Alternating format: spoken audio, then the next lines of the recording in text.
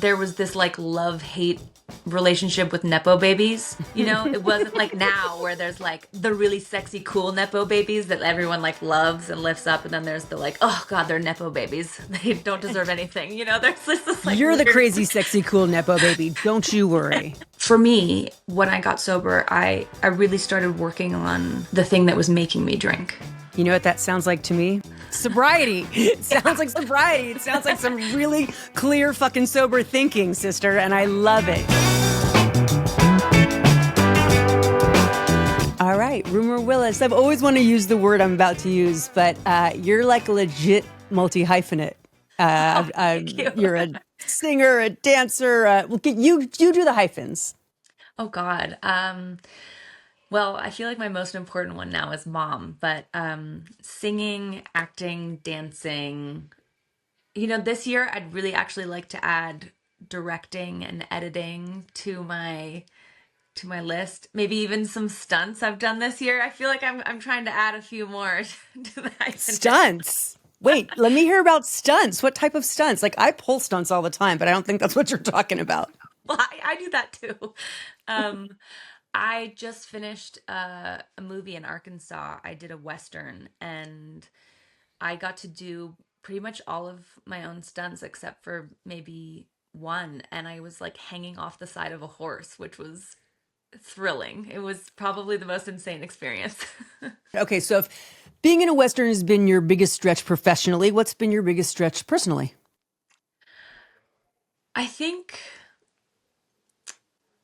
man, I mean, it's funny because being a mom or transitioning into that, I feel like a lot of the rhetoric that you hear about new moms is how hard it is. And yes, granted, it can be challenging at moments, but it has been the most delightful experience of my whole life. And I would say maybe the biggest stretch would be just allowing yourself the grace afterwards to, after you have a kid, to just kind of the hormonal kind of, you know, emotional waves of it, I think would probably be more challenging than her. She's a dream child. So Right, it's never the kids, it's us. They're great. It's us that makes parenting so challenging. Yeah. Or speaking for myself, at least. So, all right, listen. The podcast is called Soberness, and in preparation for today, I started looking up the word sober last night and sobriety, like looking for a nuanced definition, right? Something that was going to be much deeper than, you know, what it actually is. And everywhere I turned, it just was not being intoxicated. But for someone who is sober, it obviously is so much more than that. So what does sobriety mean to you? Well, it's interesting because, you know, like you said, there's this kind of textbook definition of sobriety, right? Which is not being intoxicated. But I think for me, that's come to mean so much more than just substances. And, you know, I've been sober for about 7.5 years. And Congratulations.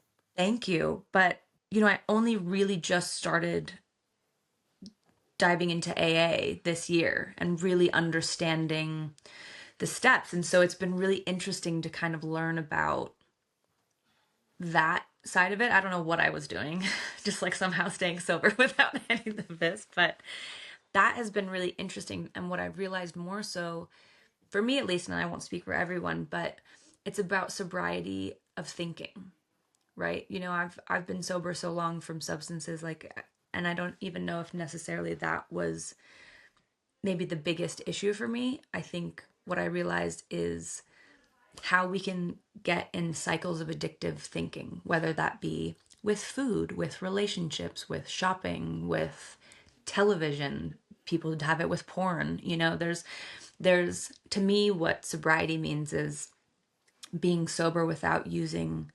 medicators to fill up that piece when we're having to just sit with ourselves in the discomfort. I'm interested that you were white knuckling it for the first several years of your sobriety.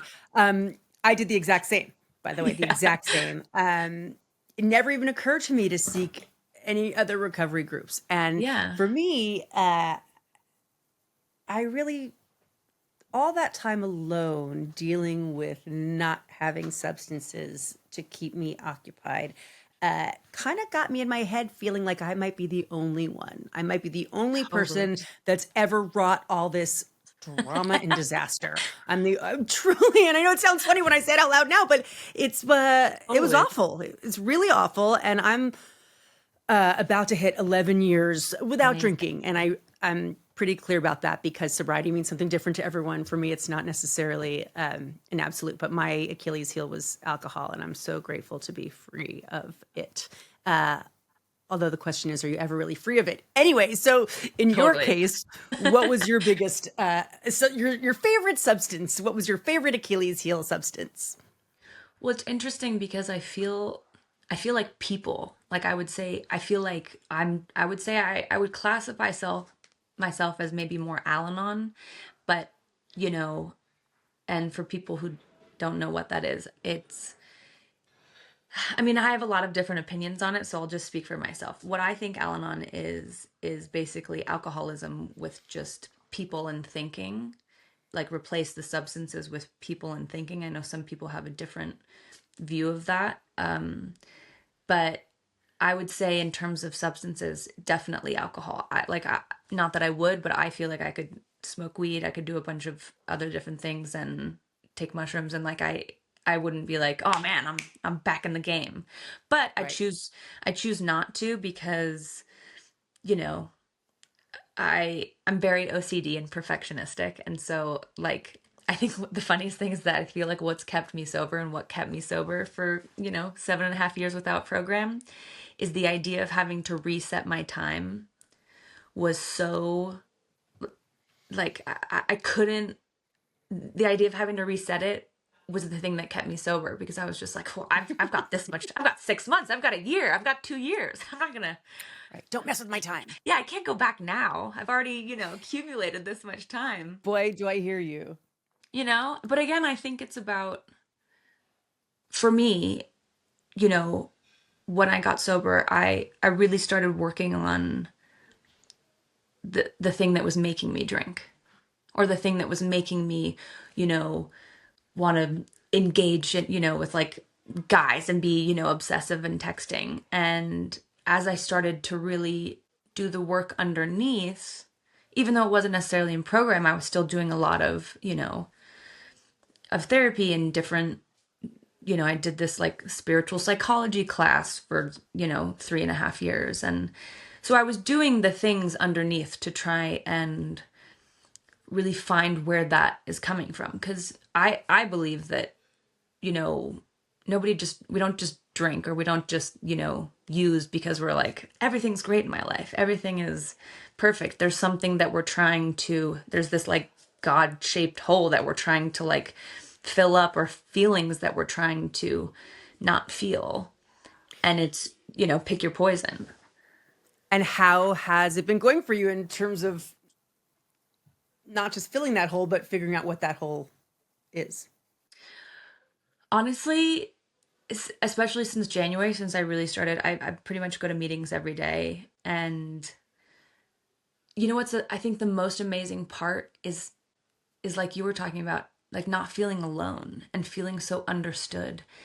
And I think that if you interviewed a bunch of alcoholics or anyone that deals with any sort of, kind of ism, that 90% of them would say that they feel alone, and that they feel, and the shame spiral of whatever it may be, with how you're eating, the sex you're having, how you're drinking, how you're shopping, right? There's this like inherent, I'm not good enough. There's something wrong with me feeling that I would say I notice that everybody. And I think once you're in a room full of people that you start to hear the same things, even though the story might be different, even though they, might have had a wildly different experience than you, there's that feeling. And I think the beauty of having a sponsor and being able to talk to someone who's been through what you've been through, and finding someone who's, I got a sponsor for the first time ever in my sobriety. And it's been life changing for me because, you know, I picked someone who's gone through very similar things and dealing with, you know, a lot of the same thinking that I have. And it's been so helpful to see someone who's had such long-term sobriety and to see where they are now and be so successful and be able to go, okay, I can work towards this. On that, compare the you of using to the you of now. Who was the Rumer before? Had we met 7.5 years ago, 8 years ago? How were you then? How are you now? What's funny is like I was never messy. Like you would never Oh, catch me you're like, so lucky. And now you're just showing off. well, well, out externally, right? Because in my head, I grew up, you know, like there were paparazzi all the time. So even when I was like drunk, I was like, okay, you know, I'm never gonna walk out of a club like falling down. And you know, my my drinking was like it was from like 22 to 27. So it was a That's short. yes, it was a very short window. Yeah. And it wasn't like it was like this crazy, you know, I had a very high bottom, Yeah. you know, where like no, I didn't hurt anybody like physically, you know. I think the Thank most God. damage I Thank did, God. yeah, you know, I think the most I didn't um you know, I think the most damage I did just was to my own self-esteem. And I think I was just super lonely and I think that I thought that alcohol made me more interesting and that I needed it to be more interesting or to be more valuable. Like Oh, I can, you know, like I can only add to the situation if I'm then drinking because that will make me funnier or that will make me, you know, the like the hot girl that like they're gonna want to take home. You know, it's all like the illusion of what alcohol gives you. so if that was before, and now you are the hot girl they want to take home. Well, but you know what I realized? I think the even the bigger switch is I don't need somebody to want to take me home to be valuable. Yes. Yep. I don't need some guy to like me. I don't need to be famous. I don't need to get this many likes. I don't need to be this skinny. I don't, you know, whatever to be valuable. And finding your own sense of value without any external validation. You know, you mentioned being famous. It's impossible not to notice you come from a famous family. How did that play into, are you even able to identify how that played into your using? Well, I think, you know, my whole family is sober. So, like, for the most part, you know, all of us are. So, obviously, there's like something genetically going on here. You know, I'm not going to just like pretend that there's nothing there. But, you know, we've each all had our own different journeys with it in different ways. And I think, I think maybe what, if I could say it, that anything maybe played into it, you know, I remember being like 13, 14, 15 years old. My mom had just done like Charlie's Angels and we had moved from Idaho to LA. And it was kind of during the the start of like online blog posts and like the, you know, Perez Hilton and all that kind of thing. And people were just eviscerating me and telling me how ugly I was and that I looked like a man and just like all of these brutal things. And you know, I had literally just come from like a art boarding school in Michigan. I had this like curly fro before it was like cool to have curly hair.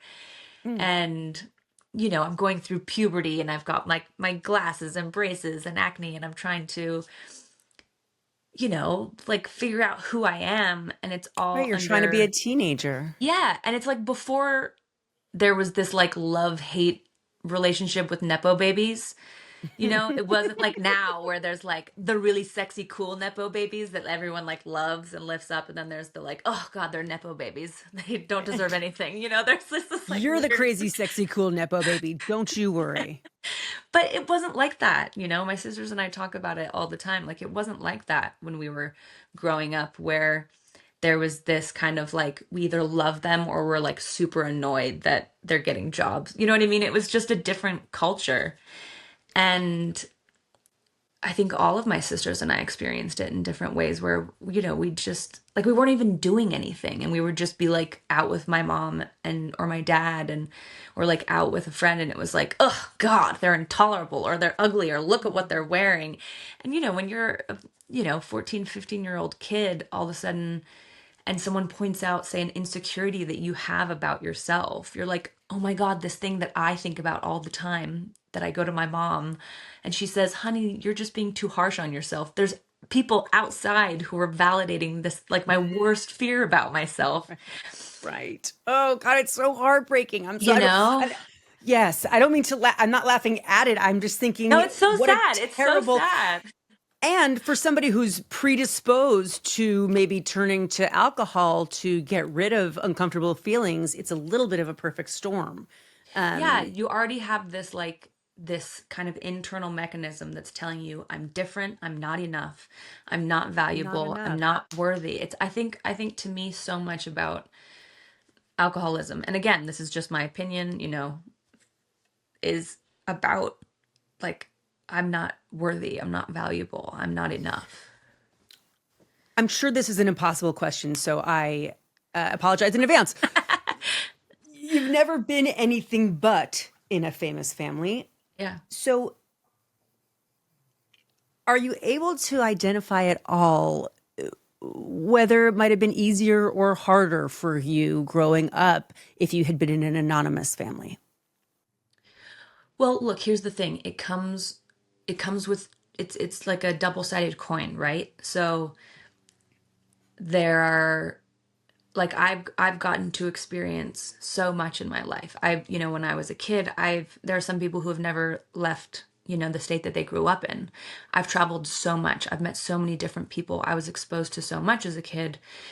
And so there's pieces of that I'm like, I would never trade that. Like I suck at basic math because I was, traveling a lot and not in school that much, but you know, I got to see amazing cool things. And that also comes with, being in the spotlight. And mind you, this might be a little woo woo. I don't, for some of your Bring listeners. it. I love it. But in a certain context, I feel like we choose our family. Like if we're going on like a deep soul level, like I think that whatever our soul is trying to learn in this lifetime, that we choose a set of circumstances that will create that experience for us, right? Like I was in a meeting the other day and someone said, you know, don't pray for patience because then God will give you something to be patient about. And I was like, oh man, yeah. And so, I think whatever I'm trying to learn in this lifetime, I chose my parents for whatever the good, the bad, like all of it, for whatever that experience is.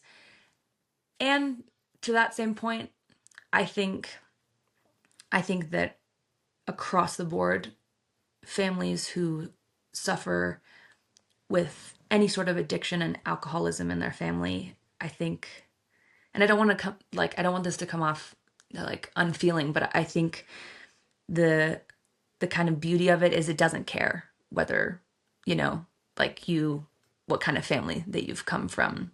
Not to say that I am so grateful that I've had the privileges of like my life that have created certain situations in my family where when we've had a family member that needed real help, that we had access to places and could afford to like find help for them in ways that I know a lot of people can't. And I know a lot of people are struggling to get sober, but struggle to even be able to take time off work, to even the idea of even going to AA or taking time off work to go to rehab just is not even something feasible because they're supporting their family.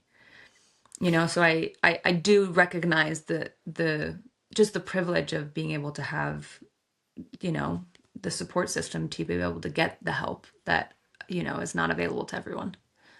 You are sober as a family, as you said, or for the most part. Sounds great. Is it ever annoying? Is it ever like, why can't this just be my thing? Why does everybody have to get sober at the same time? Well, I was last to the game, so I don't Oh, necessarily have that. Yeah, everyone, I was like maybe the they're annoyed by last. you and your Yeah, sobriety. exactly. I was, I remember being up in here actually, and there's no Ubers in Idaho, really. So I was like, both my sisters were sober, and my mom was sober, and I was like, "Come on, guys, let's go up to town. Let's go to like the one bar that's here." And they had to drive me, and so it just became this thing where I was like, I was the only one, and I was like, this is not cute. It's not Like I fun. can't, I can't be going out like this. Did you have a moment when you were like, you know what, I am now done? Or was it more of a slow burn? Or in Oh my case, it no, was an always. I knew from before my first drink, I was going to end up having to get sober. I could feel it in my bones. really? Yeah. Yep. It was determined. Yeah, I think I was very resistant to the idea of being called an alcoholic because I had seen other people in my life, you know, do certain behaviors. And I was like, well, I'm not doing that. So I'm not that. I was in that place for a little while. But what started happening is I started getting panic attacks when I would drink. Oh, Um, man. because and a few of us, I guess, in my family have this thing. We have this gene, and it's called like MTFR, which is called like the motherfucker gene. I don't know if I can say that. You have the motherfucker gene? I've always Yes. wondered what that is. It's like the God particle. Yes. So it's like, but not that fun. So it means that your body doesn't process toxins as well. So I would drink and like my body just wouldn't process it well. So I would like not feel good until like 7 p.m. the next day. And I just don't think my body was like detoxing properly. And because it's not like I was like drinking a handle of vodka by myself, like it wasn't that crazy.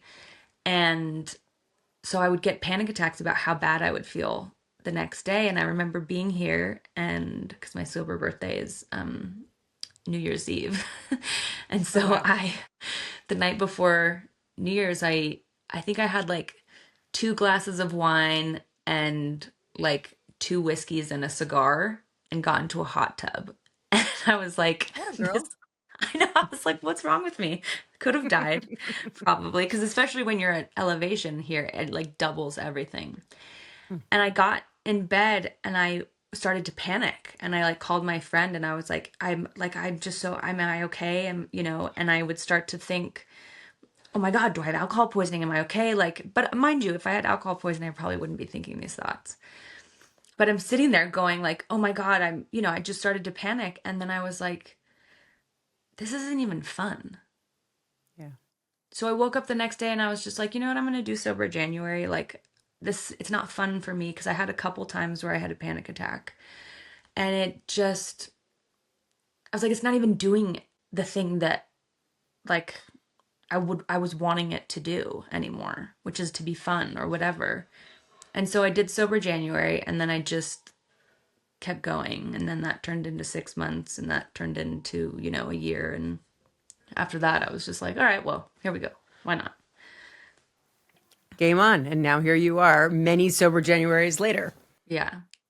But it took a while for my body. Like my body went through like a kind of this a thing they called like a detox healing crisis, where it was like all of the, I got really sick, and I was like stayed in bed for I think like a month or two, because I think it was just the first time where I really started to slow down, and all of a sudden all these like emotions and all the things that you've been shoving down start coming up, and you're like, oh, people have to feel things every day. Like this Ugh, sucks.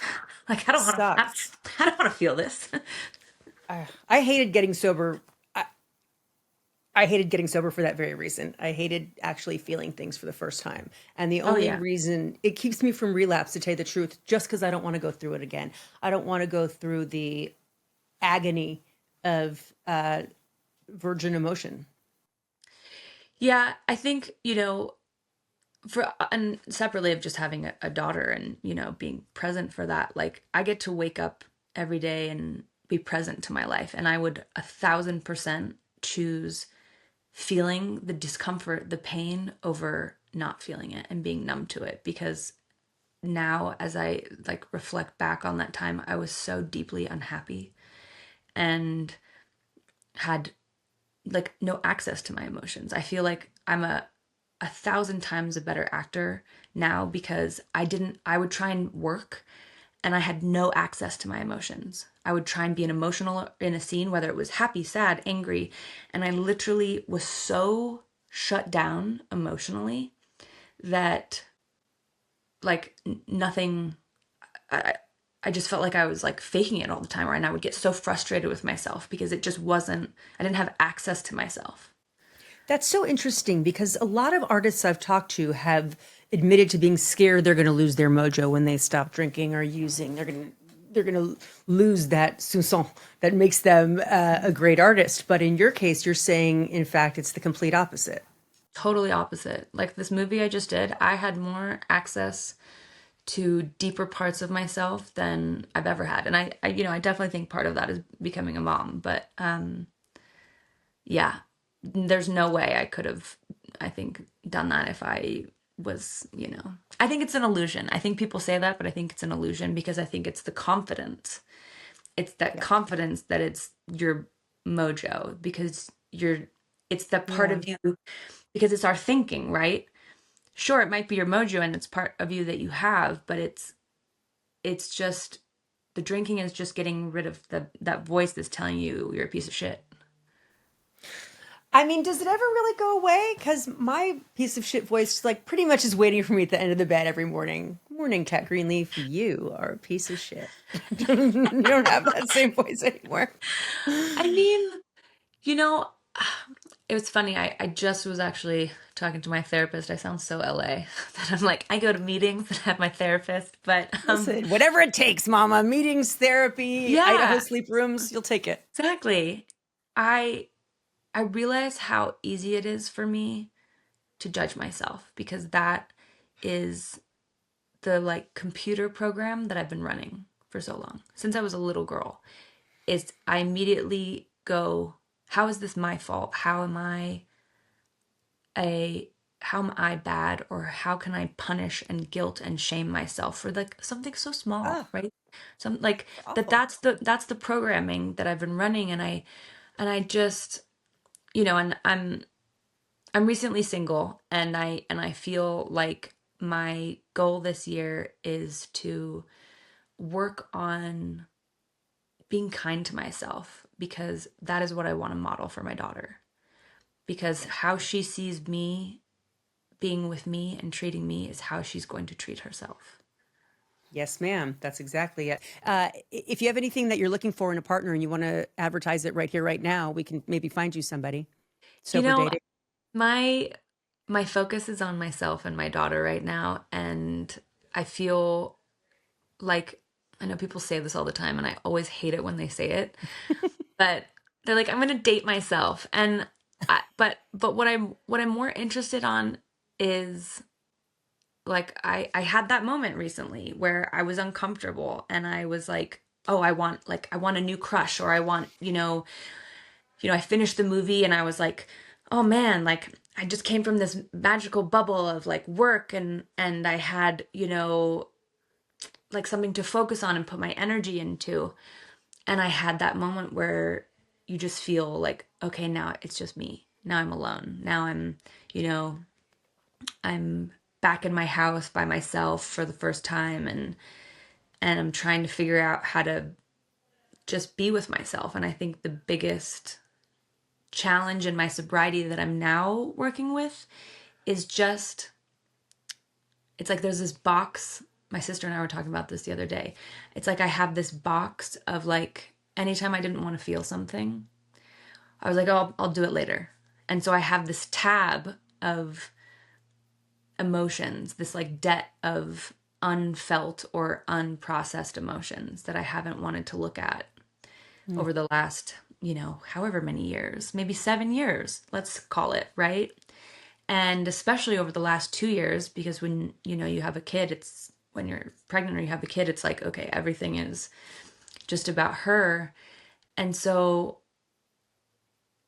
when you have those moments of pause, those emotions start to like fizzle up, right? And start to like kind of leak out. And my box is over, my debt is like needs to be paid, because otherwise it's going to keep getting longer.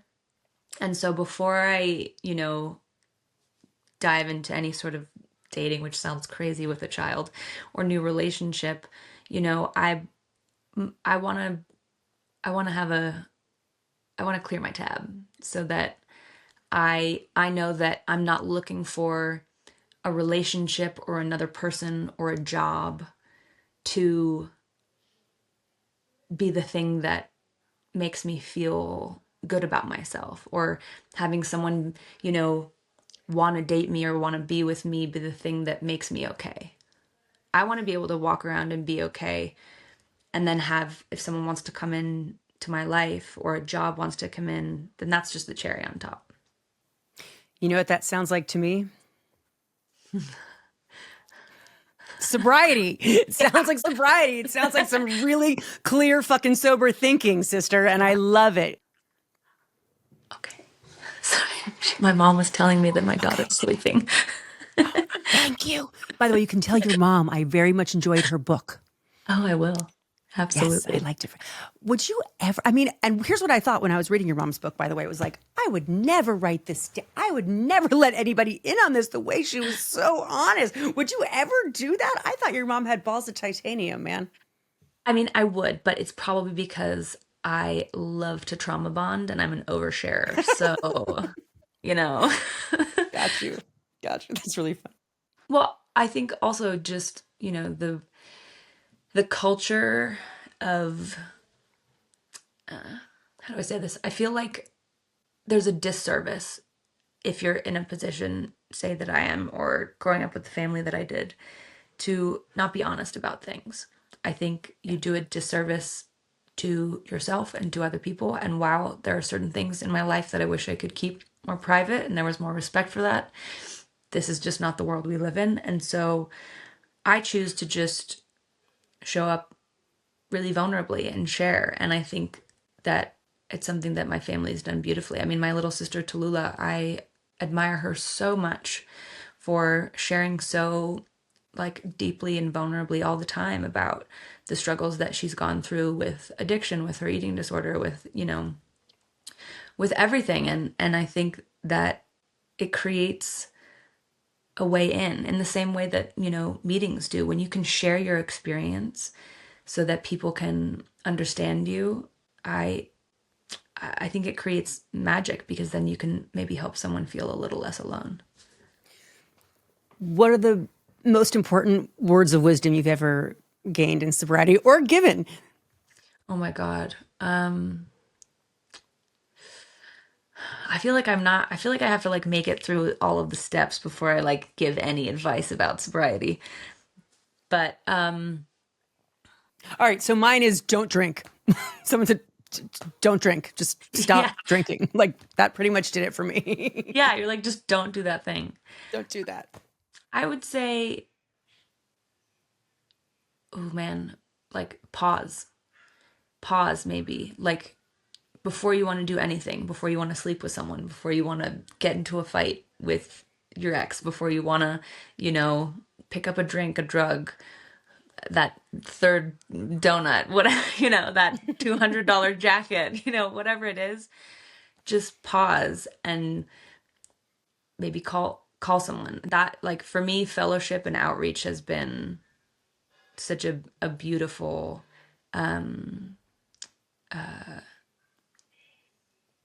like healing and like thing of support for me. Well, I think by all the stories you're sharing today, you're definitely paying that gift forward. We're so similar. I have tattooed on my finger, wait. Nice. Because just take that pause, like you said, Yeah, although wait. it's funny, another friend in sobriety looked at it, she said, does that stand for why am I talking? I know. That's amazing. Isn't that so good? Why am I talking? And I feel like with that, it's a perfect way to end this interview, although I never want to end it because I so enjoy speaking to you. And I really love all the stories that you've shared. And I wish you so much success in your career, in your stunting, in your mothering, in your being single. And so thank you for coming on today. And I do hope we get to talk again. By the way, 7 years is a cycle, right? So you're just 7 years sober. You're like new now. You're reborn. Now, who sounds woo-woo now? You're being reborn, but I think you are. I'm like, even more reason why I'm like, man, I have like all new cells. Like I can't be, yes, polluting the system now. You're brand new. You're brand new. All right. Well, I'll talk to you hopefully before another 7 years goes by. Oh, yes, please.